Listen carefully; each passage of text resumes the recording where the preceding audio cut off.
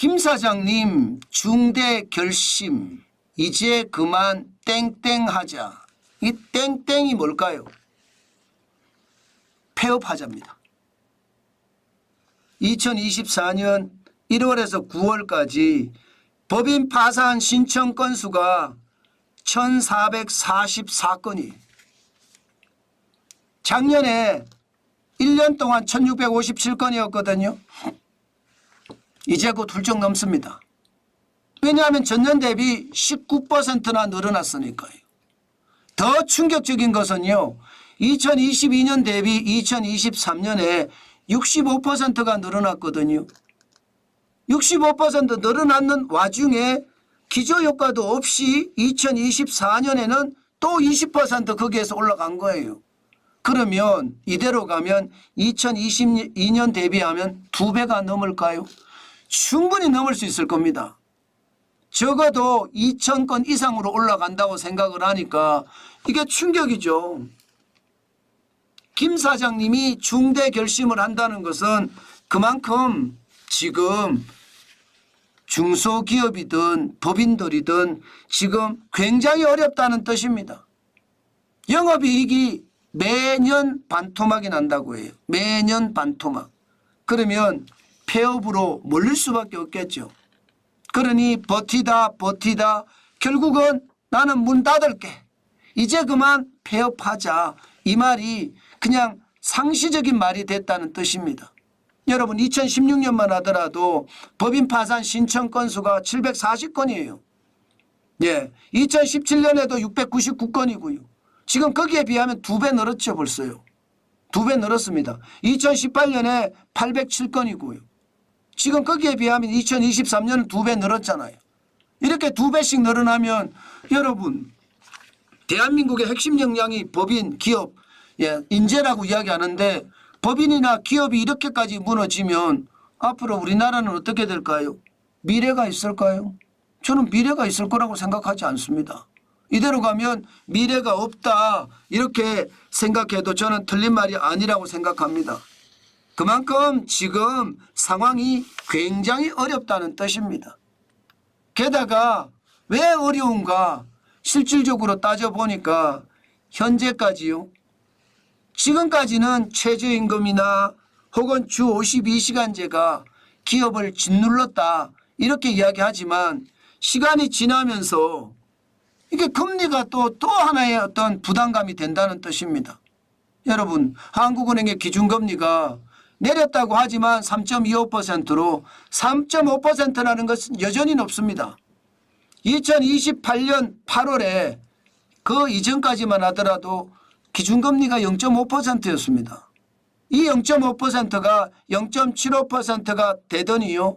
2022년 8월에는 1.75%까지 올라갔거든요.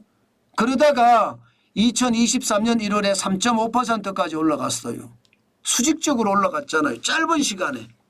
그러니까 기업 입장에서는 진짜 죽을 맛이죠.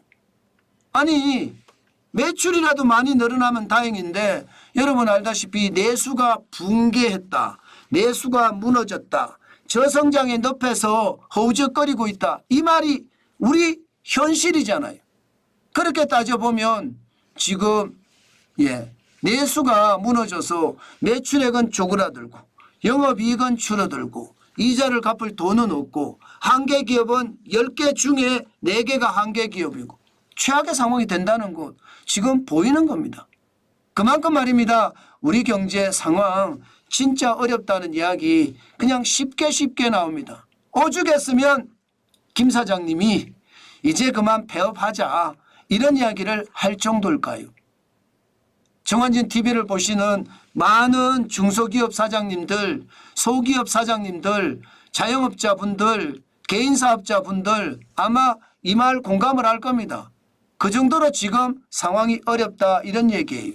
실질적으로 중소기업 정책자금 대출 부실률이나 회수율을 보면 확실하게 느낍니다.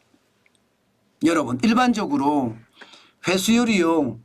2023년이 10.1%거든요. 역대 최저입니다. 정부의 정책자금을 대출을 받았는데 10분의 1밖에 회수가 안 된다는 거예요. 회수가. 야, 진짜 심각하죠. 심각합니다. 2022년만 하더라도 17.2%고요. 2020년 코로나 팬데믹 때도 11.6%예요. 게다가 2018년에는 20.4%였고요. 지금은 반토막 10.1%까지 떨어졌습니다. 기업들이 정책 자금마저 지금 갚지 못하는 그런 최악의 상황이라고 할 수 있나요?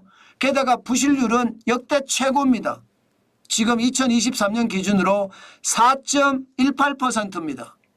부실률이 역대 최고까지 올라왔습니다.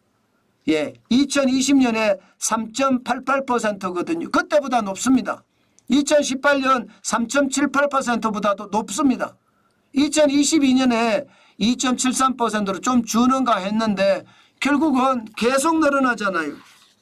그러니까 여러분, 최악은 이거예요. 정부의 정책 자금마저도 부실률이 높아지고 회수율이 떨어진다는 것은 기업들이 싼 이자로 받은 대출마저 갚을 능력이 없다는 뜻이에요. 그러면 기업이 지금 얼마나 어렵다는 뜻입니까? 오죽했으면 여러분 이제 그만 폐업하자라는 말이 그렇게 나올까요? 저는 그만큼 상황이 어렵다 이렇게 보는니다.